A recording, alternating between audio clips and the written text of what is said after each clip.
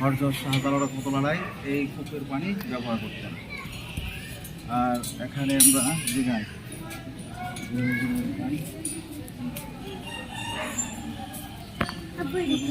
খেজুর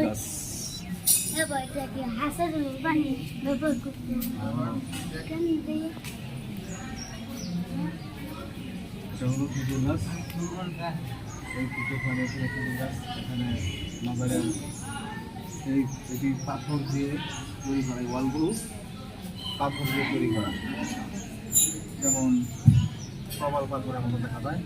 দেখতে পাথর যেমন আগে সৌদি আরবের সিস্টেম করছে, পাথর দিয়ে ওয়াল দিয়েছে, পাথরের ওয়াল দিয়ে এই সুন্দর কাজ করে এখানে পাথরের ওয়াল দিয়ে সুন্দর কারুকাজ করে এখানে চারপাশে বিল্ডিং আছে। এখানে পানি হযরত শাহজালাল সময় এই কূপের পানি ব্যবহার করতেন। এখানে লেখা আছে এই কূপের পানি হযরত শাহজালাল রাহমাতুল্লাহ ব্যবহার করতেন।